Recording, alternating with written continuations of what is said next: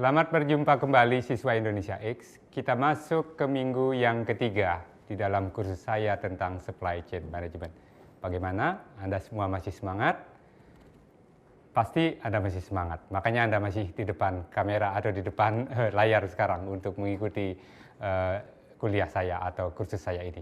Nah, di minggu yang ketiga ini kita akan masuk ke topik yang baru tentu saja, topik yang sedikit lebih fungsional, yaitu bagaimana kita mengelola permintaan. Jadi judul dari yang ketiga ini adalah demand management dan collaborative planning. Jadi intinya adalah bagaimana kita memastikan bahwa kita memiliki kemampuan untuk memprediksi permintaan dengan cukup baik, dan pada saat-saat tertentu mungkin kita tidak cukup hanya meramalkan saja, karena mungkin pola permintaan yang kita miliki mungkin fluktuatif, sulit dipenuhi, dan lain sebagainya. Jadi pada minggu ketiga ini kita akan mempelajari beberapa hal, antara lain adalah bagaimana pola-pola permintaan yang ada. Ada pola permintaan yang mungkin sangat fluktuatif, ada yang walaupun fluktuatif dia bisa diprediksi naik turunnya, dan lain sebagainya. Ada permintaan yang mungkin cukup stabil dari waktu ke waktu.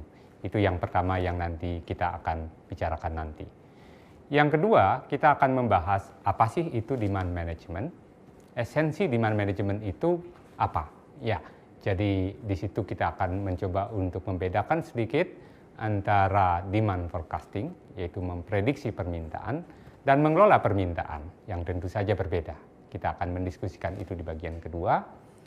Di bagian yang ketiga, kita akan membahas hal-hal apa saja yang penting untuk kita ketahui pada saat kita melakukan aktivitas-aktivitas demand management ini. Kalau ada inisiatif-inisiatif demand management, apa hal-hal yang penting yang perlu kita perhatikan? Itu yang ketiga.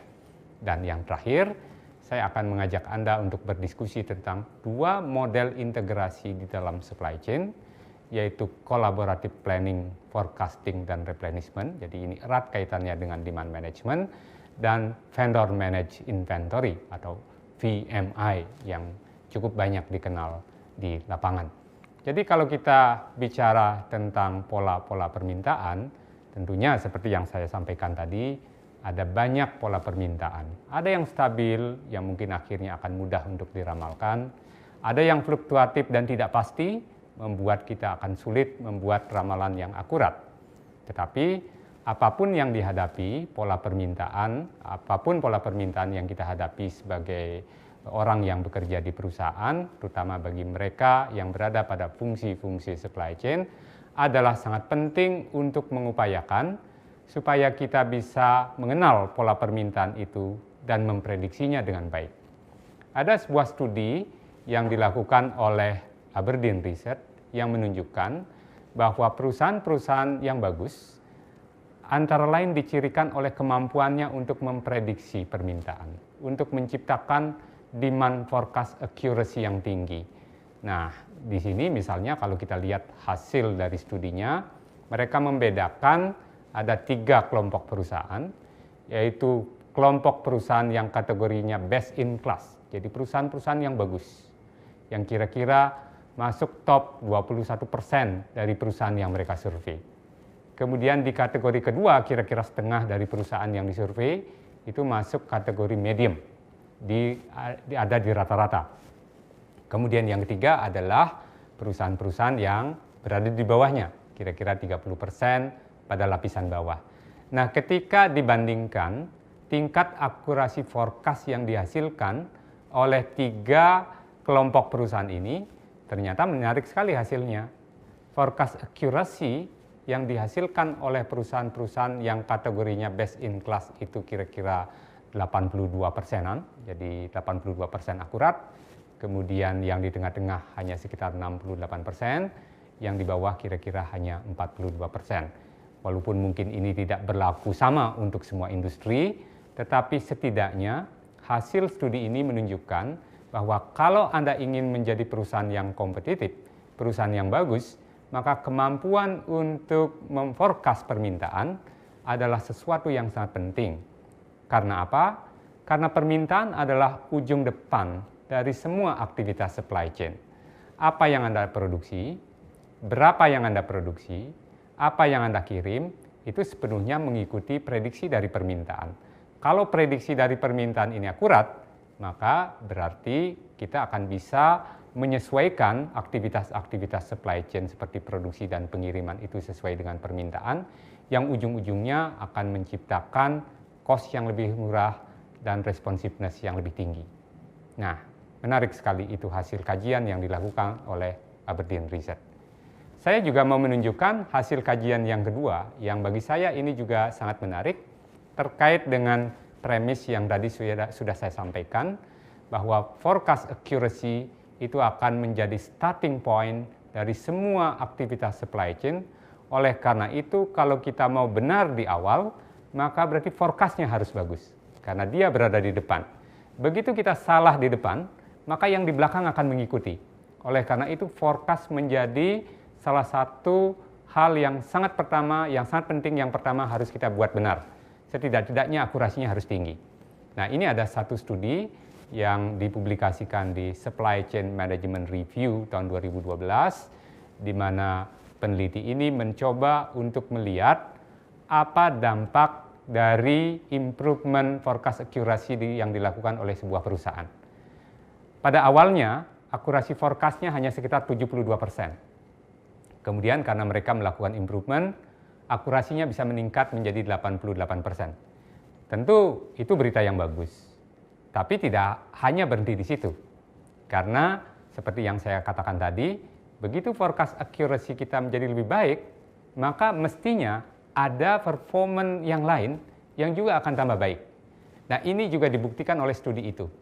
Misalnya dengan akurasi yang lebih baik, ternyata manufacturing performance itu meningkat dari 87% menjadi 92%. Manufacturing performance ini adalah gabungan beberapa indikator yang menunjukkan produktivitas dan performance lain yang ada di pabrik, yaitu di fase pembuatan produk, di fase manufacturing. Artinya dengan akurasi forecast yang lebih baik, kita juga bisa mendapatkan hasil yang lebih baik dari kinerja pabrik. Itu yang pertama. Yang kedua, ternyata back order-nya juga menurun dari 11% menjadi 1%. Apa itu back order? Back order adalah persentase jumlah order yang tidak kita bisa penuhi pada saat pelanggan itu minta. Jadi katakanlah pelanggan kita minta minggu ini, karena kita tidak punya barang, akhirnya kita tunda pemenuhannya ke minggu depan. Itu namanya back order. Dengan akurasi forecast yang lebih bagus, ternyata back order itu menurun secara drastis gitu. Service level kita ke pelanggan juga bagus. Yang salah satunya diukur dengan apa yang kita sebut sebagai fill rate atau line fill. Jadi fill rate itu adalah kemampuan kita memenuhi jumlah yang diminta oleh pelanggan. Jadi berapa persen dari kuantiti yang diminta oleh pelanggan itu bisa kita penuhi.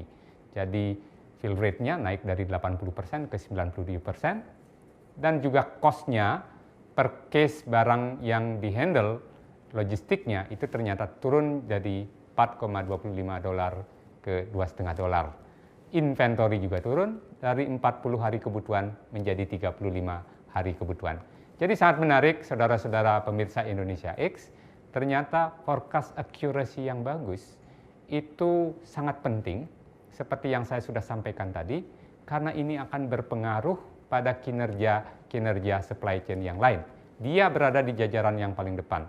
Dia akan menentukan apakah yang di belakang ini akan bagus kinerjanya, cost-nya rendah, kemudian responsiveness-nya tinggi, dan lain sebagainya. Nah, itu yang saya kira sangat penting.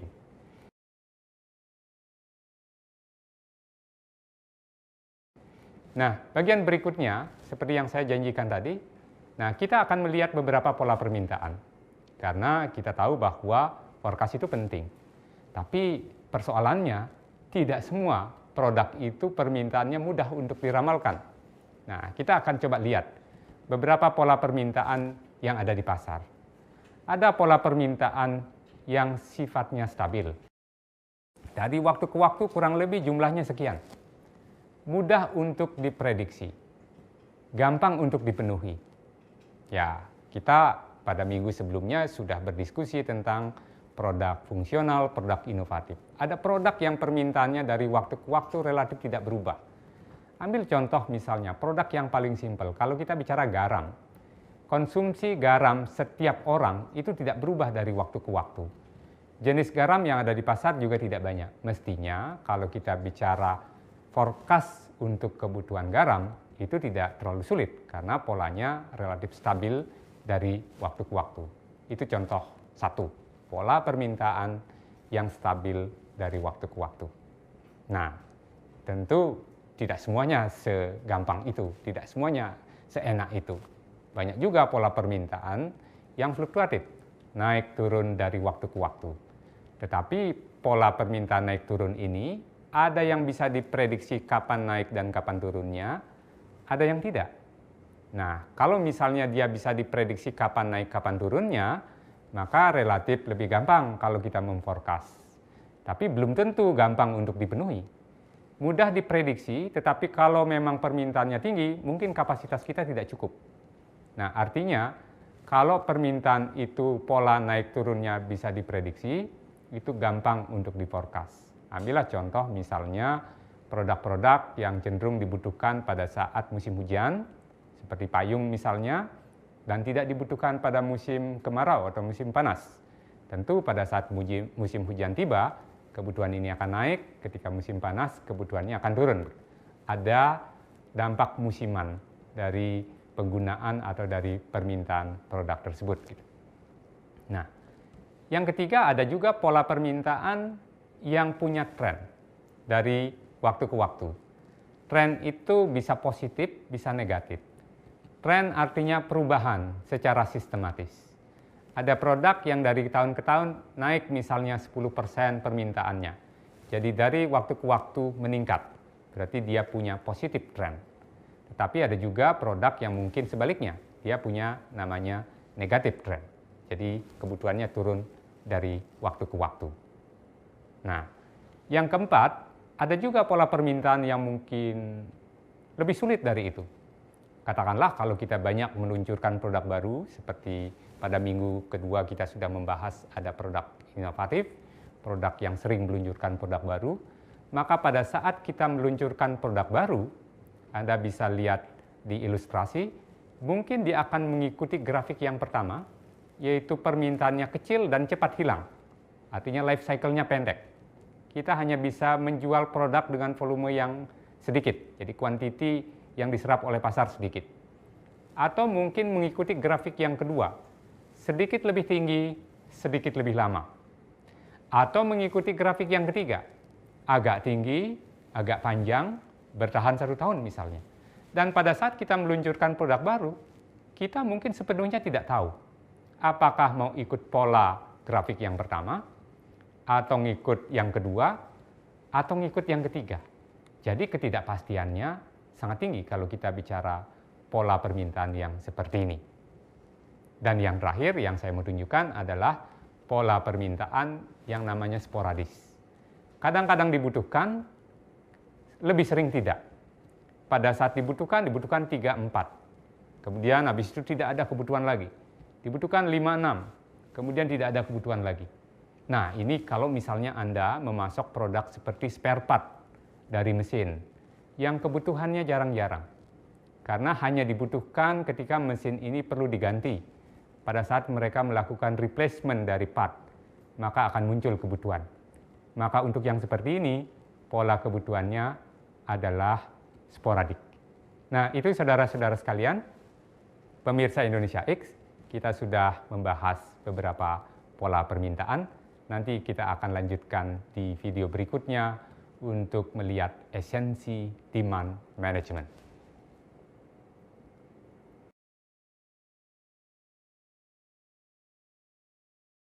Pemirsa Indonesia X, selamat bertemu kembali pada modul yang ketiga tentang demand management.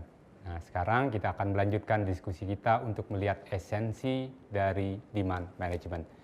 Namun sebelum masuk lebih jauh tentang demand management, saya akan introduce sedikit tentang konsep tentang demand forecast, yaitu peramalan permintaan.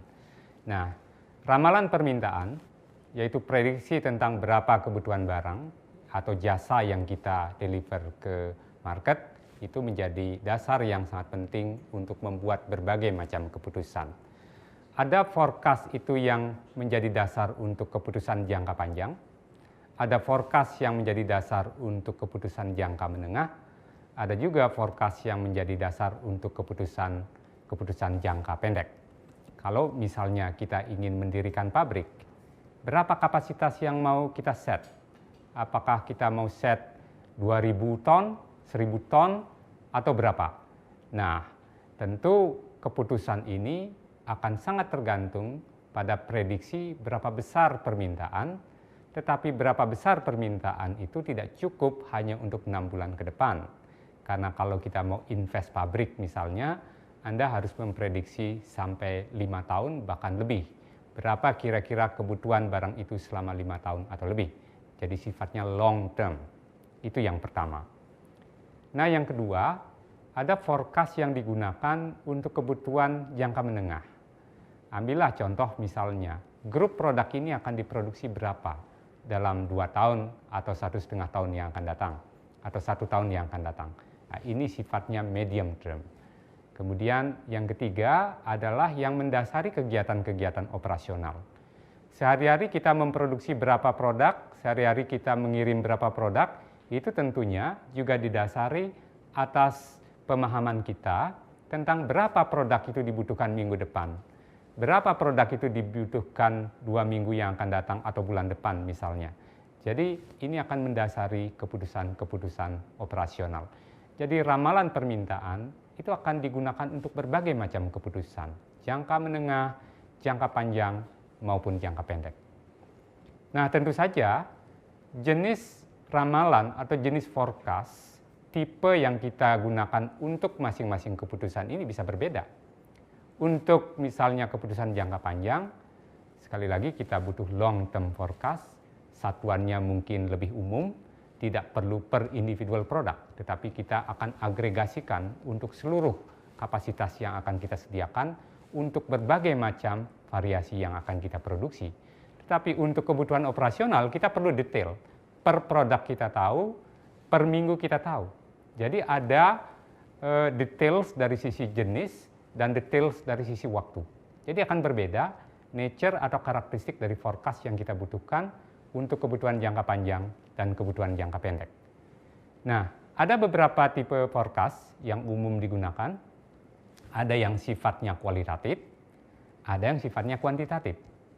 Kualitatif tentu saja itu berdasarkan pada judgement, pada perkiraan-perkiraan yang mungkin akan banyak menggantungkan pada pengalaman, banyak menggantungkan pada visi atau pada perkiraan yang mungkin diperoleh dari knowledge atau dari pengetahuan dari orang yang kita anggap expert misalnya. Nah, ada beberapa kategori yang kita sebut sebagai subjective forecast yang berdasarkan pada keputusan-keputusan kualitatif. Nah, sedangkan yang kuantitatif itu berarti forecast kita didasarkan pada data, hard data, numbers. Jadi ada angka di situ. Misalnya kita lihat penjualan kita masa lalu, dari tahun ke tahun berapa, dari bulan ke bulan berapa.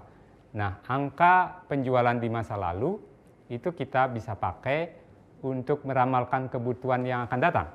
Jadi ini model objective forecasting atau kita menggunakan angka, menggunakan formula di situ. Nah, secara lebih spesifik, kalau di sini karena kita membahas supply chain management, kebanyakan forecast yang akan kita butuhkan itu adalah untuk jangka pendek dan jangka menengah. Jadi bukan untuk membuat keputusan strategis, walaupun tentu saja ada beberapa. Yang paling sering tentu saja adalah untuk kebutuhan jangka pendek dan jangka menengah. Nah, untuk kebutuhan jangka pendek dan jangka menengah, kebanyakan metode forecast yang kita gunakan adalah metode forecast yang sifatnya objektif. Jadi kita seringkali membutuhkan data-data masa lalu, historical data tentang penjualan dari produk tersebut. Nah, ambillah contoh misalnya kalau kita menggunakan mungkin saudara-saudara pemirsa kenal dengan istilah regresi. Mungkin belajar di statistik misalnya. Regresi adalah mencoba untuk mengkaitkan antara berapa produk yang akan dijual dengan faktor-faktor yang mempengaruhi. Misalnya volume penjualan kita dipengaruhi oleh harga, dipengaruhi oleh misalnya faktor-faktor yang lain. Nah, Anda mencoba mencari formula hubungan antara harga jual dan faktor-faktor lainnya dengan berapa volume barang yang akan dijual. Itu disebut sebagai causal model, salah satu model kuantitatif. Nah, kategori yang kedua adalah kategori time series. Jadi, kalau tadi causal itu mencari hubungan sebab akibat, kalau time series kita tidak mencari hubungan sebab akibat, tetapi besaran permintaan yang akan kita ramalkan sepenuhnya itu adalah fungsi waktu.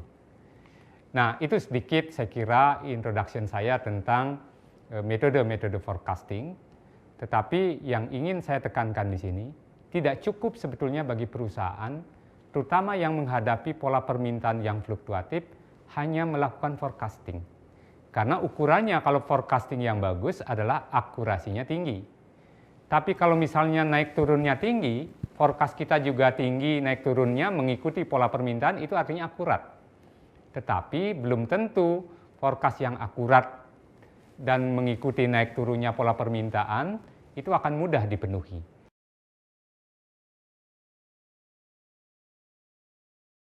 Nah, kenapa saya gunakan di sini istilah demand management, tidak sekedar demand forecast? Karena pada intinya kita ingin mencoba untuk mempengaruhi permintaan. Kita mengelola permintaan, tidak sekedar meramalkan permintaan. Jadi tidak sekedar meramalkan, kita ingin mempengaruhi permintaan. Kenapa kita perlu mempengaruhi permintaan? Banyak sekali perusahaan yang kalau permintaan itu diikuti saja naik turunnya, walaupun kita bisa prediksi dengan akurat, cost-nya akan tinggi. Service levelnya ke pelanggan akan rendah. Ambillah contoh misalnya, sangat banyak perusahaan di sekitar kita yang menghadapi permintaan yang polanya naik turun seperti ini. PLN misalnya, yang mensuplai listrik. Kita tahu pada saat siang hari kebutuhan listrik lebih rendah dibandingkan dengan misalnya jam 6 sampai jam 10 malam. Jadi ada periode yang disebut sebagai beban puncak, di mana demand pada saat itu sangat tinggi. Kemudian kalau Anda bekerja di airline industri jasa penerbangan, jelas di situ ada fluktuasi naik turun. Pada jam-jam tertentu, kebutuhan orang untuk travel dari satu kota ke kota lain akan tinggi. Pada jam-jam lain tidak. Atau pada bulan-bulan tertentu tinggi, pada bulan-bulan lain tidak. Jadi ada fluktuasi demand naik turun. Banyak industri yang menghadapi seperti itu. Nah, sekarang pertanyaannya, hanya bisa memprediksi secara akurat, itu tidak selalu menjawab persoalan. Karena boleh dikatakan, oke, misalnya kebutuhan electricity atau listrik pada jam 6 sampai jam 10 sekian megawatt misalnya. Nah, tapi kan kapasitas kita tidak cukup untuk memenuhi itu. Maka yang perlu dilakukan adalah secara proaktif mempengaruhi permintaan ini, supaya sebagian dari permintaan yang ada di beban puncak, di periode-periode peak season, itu pindah ke periode-periode yang lainnya. Jadi digeser sebagian. Nah, inilah yang disebut sebagai demand management. Jadi kalau demand forecast itu sifatnya reaktif, mencoba menirukan pattern, tapi demand management itu sifatnya proaktif. Kita mempengaruhi pattern, mempengaruhi pola. Nah, pertanyaannya sekarang, apa yang bisa dilakukan? Karena kalau kita langsung mengelola demand yang fluktuatif tadi, mungkin saja forecast error-nya cukup cukup rendah, akurasinya bagus, tapi tetap mungkin cost di sepanjang supply chain-nya akan tinggi. Gitu. Nah, sekarang bagaimana caranya? Saya kira banyak sekali metode-metode yang secara tradisional sudah dilakukan oleh perusahaan. Dan yang paling menonjol adalah pricing mechanism. Jadi mekanisme harga. Kalau kita lihat misalnya, kalau saja tarif listrik pada jam-jam beban puncak itu bisa lebih tinggi dibandingkan dengan pada jam-jam lainnya, pasti sebagian pelanggan akan menggeser kebutuhannya. Nah, dengan demikian maka puncaknya akan turun, lembahnya akan naik. Kalau puncaknya turun, lembahnya naik, itu artinya permintaan kita lebih stabil. Kalau permintaan kita lebih stabil, maka kita bisa cukup beroperasi dengan kapasitas yang lebih rendah. Seperti grafik yang Anda lihat ini, ada di situ angka 1 yang menunjukkan demand yang fluktuasinya masih sangat tinggi. Kemudian di situ ada angka 2 yang menunjukkan bahwa demand itu sudah relatif lebih rendah fluktuasinya. Di situ ada dua garis. Garis kapasitas yang merah putus-putus itu. Nah, kalau kita punya fluktuasi mengikuti angka 1, itu artinya dengan kapasitas yang tinggi pun garis merah yang lebih atas, itu tidak cukup sebetulnya kapasitas kita. Masih ada periode waktu tertentu kita tidak mampu memenuhi. Jadi kalau di listrik berarti sebagian harus dipadamkan begitu.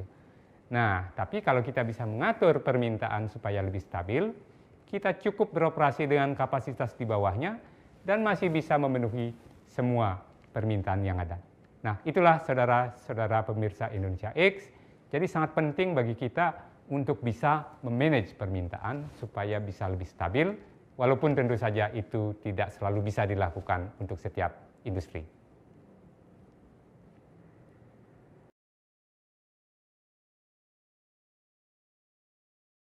Selamat datang kembali di sesi tentang demand management, saudara pemirsa Indonesia X.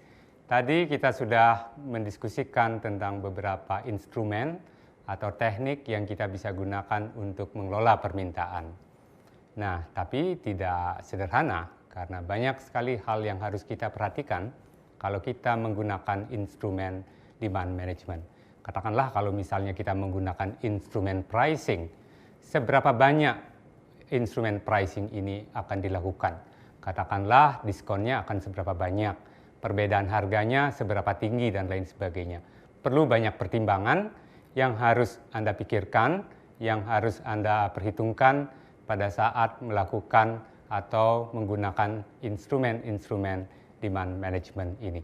Ada 3 hal yang sangat pokok yang saya ingin ajak saudara-saudara untuk mendiskusikan hal-hal penting yang sangat perlu dalam menjalankan atau dalam melaksanakan program demand management ini.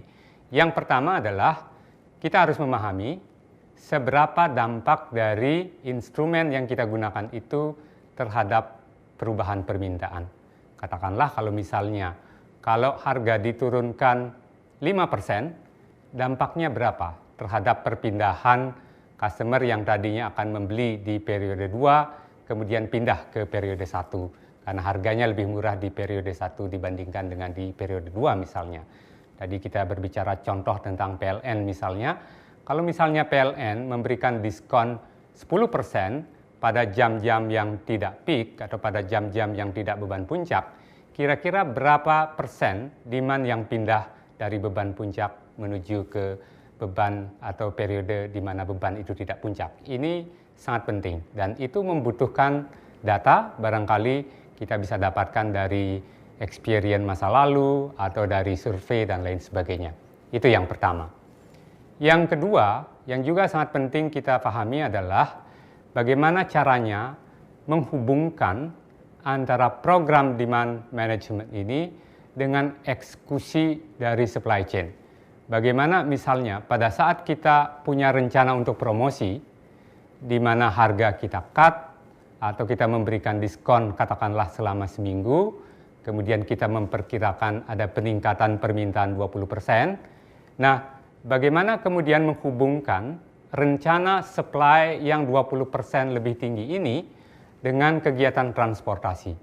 Seberapa banyak tambahan truk yang kita butuhkan? Apakah truk tersebut tersedia? Apakah kita harus masih mencari ke pemasok truk yang lain atau ke penyedia jasa yang lain?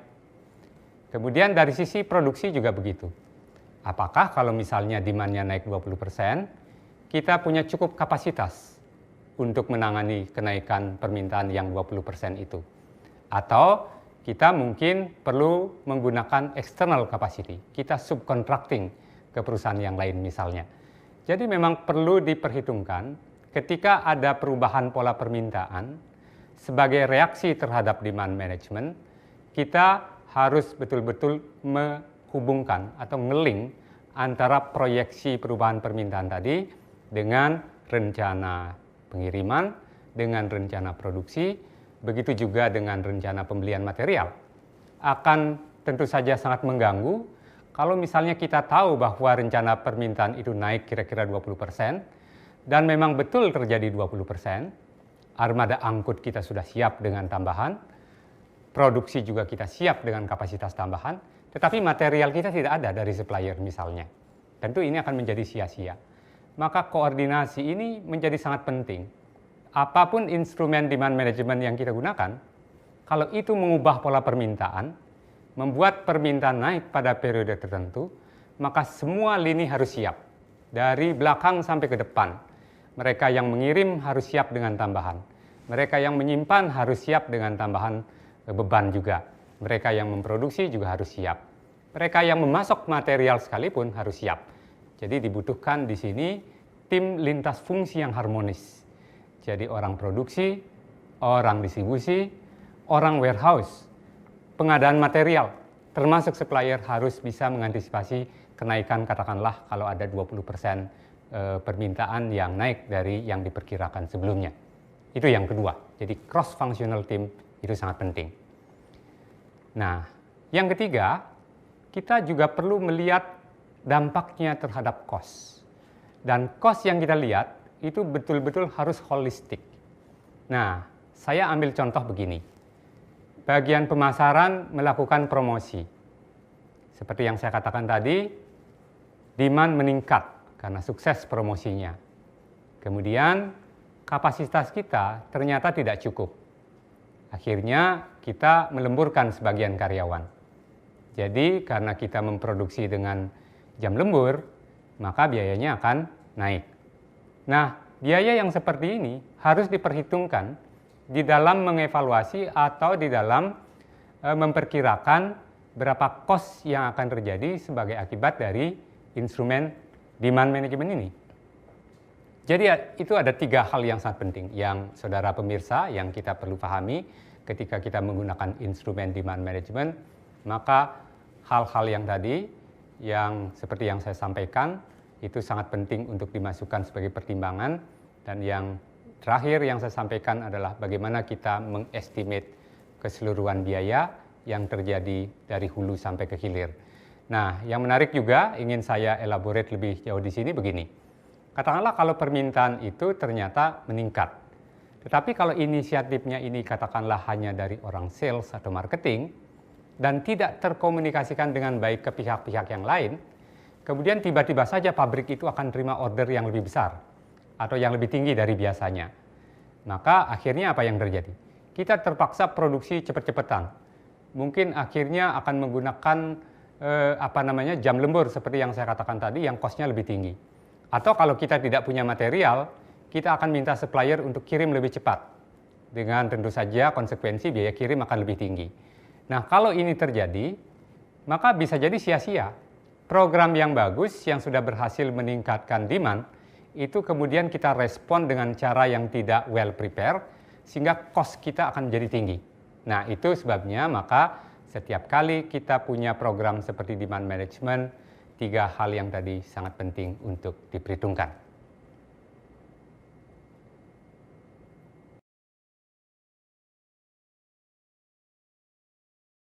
Selamat datang kembali siswa Indonesia X. Kita masih mendiskusikan tentang demand management, topik yang tentu saja sangat menarik dan penting di dalam konteks supply chain.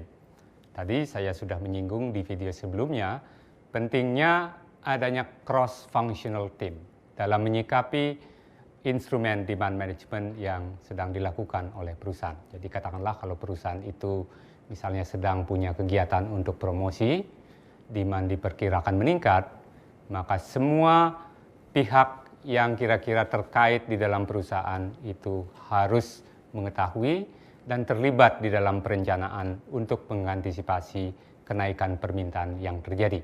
Jadi dibutuhkan dukungan dari mereka yang memproduksi, jadi orang produksi, membutuhkan dukungan dari mereka yang menjual, membutuhkan dukungan dari mereka yang menyiapkan bahan baku, yang mengerjakan kegiatan transportasi dan lain sebagainya. Jangan sampai misalnya ada 4 pihak yang sudah siap, tetapinya 1 tidak siap dan ini akan menggagalkan atau membuat rencana kita tidak tereksekusi dengan baik. Nah, itu penting sekali. Nah, sekarang sebenarnya tidak hanya di internal perusahaan saja. Kolaborasi itu penting untuk mengantisipasi terjadinya perubahan atau peningkatan permintaan. Dibutuhkan juga kolaborasi dengan pihak lain. Nah, saya akan membahas dua konsep yang sangat penting di dalam supply chain. Yang pertama adalah apa yang disebut sebagai collaborative planning, forecasting, and replenishment. Jadi singkatannya adalah CPFR. Ya, jadi ini adalah konsep yang dulu dikembangkan oleh sekumpulan industri yang sifatnya volunteer di Amerika, yang menyikapi pentingnya perusahaan-perusahaan yang memproduksi dan perusahaan-perusahaan yang menjual produk untuk berkolaborasi pada level perencanaan, kemudian pada saat mereka meramalkan permintaan, dan mengkoordinasikan perpindahan barang atau pengisian stok yang kita sebut sebagai replenishment. Jadi ada 3 kata yang menunjukkan aktivitas yang sangat penting di situ. Planning, yaitu bagaimana kedua belah pihak ini melakukan perencanaan bersama. Forecasting, bagaimana kedua belah pihak ini bersama-sama menentukan angka ramalan permintaan. Dan replenishment, jadi yang mengkoordinasikan kapan barang dikirim, pada saat stok tinggal berapa barang itu sudah harus dikirim, dan lain sebagainya. Itu yang ketiga yang kita sebut sebagai replenishment. Nah, kenapa inisiatif seperti CPFR ini penting? Karena sebagaimana yang kita ketahui, kita di dalam supply chain ini adalah satu tim sebetulnya. Mereka yang menjual tentu mengetahui permintaan pasar dengan lebih baik dibandingkan dengan mereka yang memproduksi. Karena mereka lah yang sehari-hari berhadapan dengan end customer. Yang membeli barang itu datang ke toko adalah end customer, dan toko ini mestinya mengetahui lebih baik perilaku pelanggan, kemudian level kebutuhan dan lain sebagainya, dibandingkan dengan pabrik yang mungkin berada di jauh tempatnya, lokasinya bisa jadi di negara yang berbeda, yang tidak memahami bagaimana dinamika demand di end customer itu terjadi. Nah, oleh karena itu diperlukan kolaborasi antara retail misalnya yang menjual produk, yang mungkin memahami karakteristik pelanggan dengan lebih baik, yang juga tahu data dan memiliki data permintaan secara detail dari hari ke hari, bahkan dari jam ke jam, dengan pabrik yang memproduksi produk tersebut, yang mungkin selama ini tidak memiliki akses tentang data permintaan yang ada di end customer. Nah, sinkronisasi ini sangat penting. Kolaborasi inilah yang diatur dalam model yang disebut sebagai CPFR ini.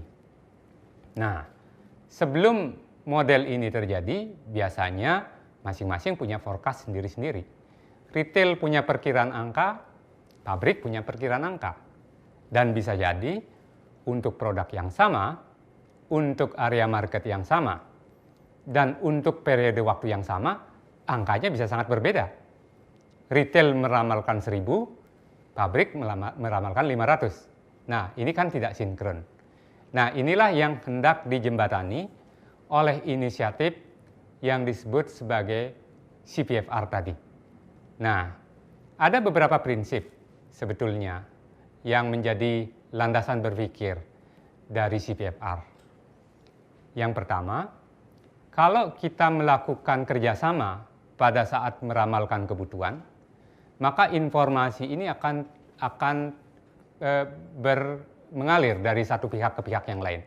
Artinya, katakanlah saya sebagai retail tidak menyimpan informasi permintaan untuk diri saya sendiri. Saya juga share informasi itu kepada pabrik, yang juga tentu akan perlu memiliki informasi itu untuk menentukan kapasitas dan keputusan produksi misalnya. Jadi ada joint forecast di antara kedua-duanya, dan angka itu ketika sudah disetujui akan menjadi dasar bagi masing-masing pihak untuk menentukan aktivitas mereka masing-masing. Nah, tentu saja hal yang seperti ini akan menjadi lebih penting lagi kalau ada event-event yang direncanakan seperti instrumen demand management yang kita tadi sudah diskusikan, yang sedang direncanakan. Katakanlah yang punya rencana ini retail, karena tidak jarang ternyata yang promosi itu adalah retail. Tidak selalu pabrik yang menentukan kapan barang itu didiskon, mau di set harga berapa dan lain sebagainya. Tidak selalu pabrik yang menentukan itu. Ada kalanya retail lagi ulang tahun misalnya. Mereka ingin menawarkan program-program seperti promosi, beberapa produk akan didiskon harganya dan lain sebagainya, yang tentu saja dengan demikian mungkin akan meningkatkan penjualan atau permintaan dari produk-produk tertentu tersebut yang harganya dipotong atau harganya diberikan diskon atau sedang dipromosikan dan lain sebagainya. Nah, kalau ini adalah programnya retail, jangan-jangan pabriknya tidak tahu.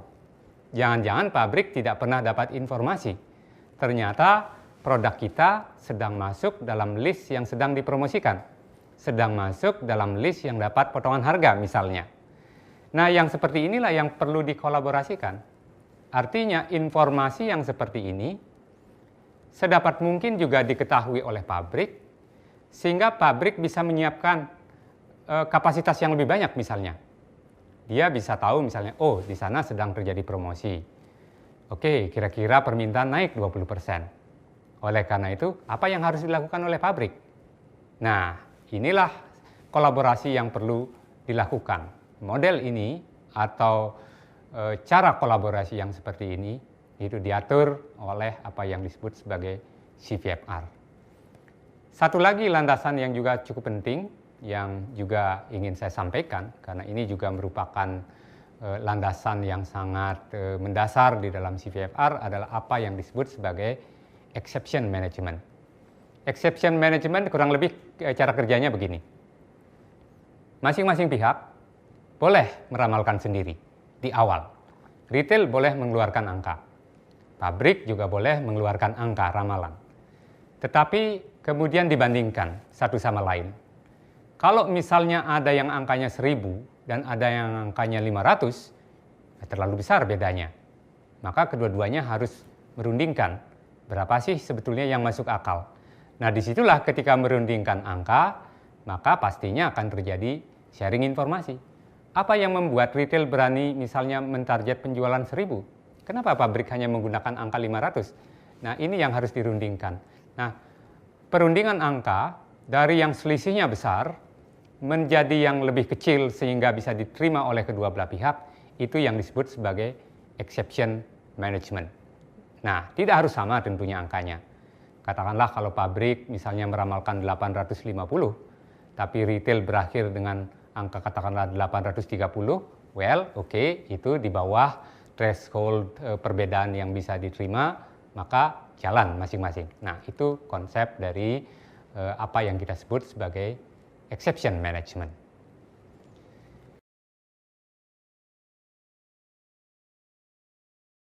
Pemirsa Indonesia X, saya akan menjelaskan sekarang model dari CVFR. Tadi kita sudah bicara background-nya kenapa CVFR itu penting. Nah, modelnya seperti apa? Nah, ini kalau Anda lihat yang ada di slide, yang ada di background, Anda bisa lihat di situ bahwa CVFR model itu ada 4 bagian. Yang pertama adalah bagian yang disebut sebagai strategy and planning. Pada tahapan itu, kedua belah perusahaan atau kedua belah pihak yang berkolaborasi menyetujui adanya kerjasama bahwa mereka akan masuk arrangement collaborative planning, forecasting, dan replenishment. Ada kesepakatan di level pimpinan bahwa keduanya akan sepakat. Karena tentu saja kalau tidak ada kesepakatan nanti di level operasional mungkin akan sulit. Pegawainya mau share data atau informasi akan takut karena tidak ada kesepakatan di level strategik atau di level pimpinan. Jadi itu penting sekali, di tahap awal harus ada kesepakatan antara kedua belah pihak bahwa kita bersama-sama komit akan masuk ke framework atau ke arrangement yang disebut sebagai CVFR ini. Itu yang pertama. Jadi mungkin kita buat juga joint planning selama 3 tahun ke depan atau 2 tahun ke depan kira-kira rencananya seperti apa. Itu fase pertama yang sangat penting gitu. Nah, baru kalau fase pertama ini sudah selesai atau sudah kita lakukan, baru kita masuk ke fase kedua, yaitu demand and supply management. Yang intinya apa yang dilakukan di sana? Intinya sebetulnya adalah joint forecast. Yang seperti tadi sudah saya sampaikan, masing-masing pihak mungkin akan membuat ramalan sendiri-sendiri untuk sales katakanlah beberapa minggu ke depan atau tergantung pada periode waktunya, kalau taktis mungkin sampai 6 bulan 1 tahun ke depan. kemudian akan disepakati satu dengan yang lainnya, kemudian tentu saja ini akan melewati perundingan bagi yang angka awalnya mungkin jauh satu dengan yang lainnya. Itu pada fase yang kedua. Tentu akan banyak sekali pertemuan-pertemuan yang harus dilakukan di situ, perlu penyamaan persepsi, perlu penyamaan format data dan lain sebagainya, akan sangat teknikal, meetingnya bisa berkali-kali dalam sebulan antara kedua belah pihak, jadi memang dibutuhkan komitmen dari kedua sisi untuk masuk kepada arrangement ini secara efektif. Nah, itu yang kedua. Fase ketiga adalah fase eksekusi. Nah, tadi kan fase perencanaan. Forecast itu merupakan satu elemen dari proses perencanaan. Nah, sekarang fase eksekusi. Fase eksekusi yang terkait dengan kapan barang ini dikirim. Saya punya order sekian. Kapan barangnya dikirim? Order yang kemarin ada yang belum datang. Barangnya itu ada di mana sekarang dan lain sebagainya. Ini fase eksekusi yang intinya di situ adalah replenishment process. Replenishment process artinya yang terkait dengan pabrik mengirim barang ke pelanggan, pabrik mengirim barang ke toko atau ke retail misalnya. Itu fase ketiga. Nah, fase keempat adalah fase analisis yang intinya adalah melihat, katakanlah kalau misalnya kita sudah 3 bulan bersama-sama melakukan forecast secara kolaboratif dengan metode CVFR ini, katakan misalnya kok masih errornya masih tinggi gitu. Kenapa forecastnya masih rendah akurasinya? Nah, di sini dibicarakan di fase keempat. Kira-kira faktor apa yang kita belum masukkan? Adakah hal penting yang kita lewatkan? Nah, di situ ada proses assessment dari apa yang sudah kita lakukan, evaluasi untuk perbaikan pada fase berikutnya. Jadi, model dari CVFR ini kalau Anda lihat, itu berbentuk lingkaran.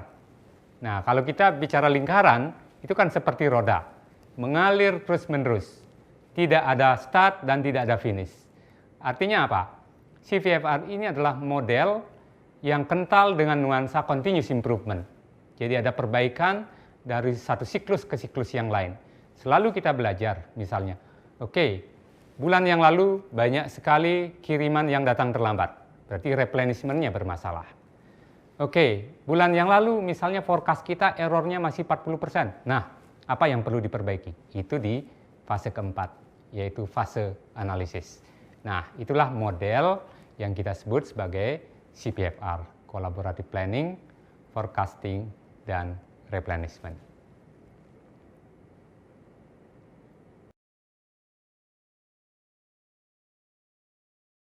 Pemirsa Indonesia X, tadi kita membahas tentang Collaborative Planning, Forecasting, dan Replenishment. Nah, ini ada satu model lagi yang juga menarik untuk kita pelajari, yaitu yang disebut sebagai Vendor Managed Inventory. Ini juga model kolaborasi yang melibatkan dua organisasi di dalam supply chain. Nah, intinya apa? Vendor Managed Inventory atau VMI ini adalah mengalihkan tanggung jawab pengelolaan persediaan kepada vendor.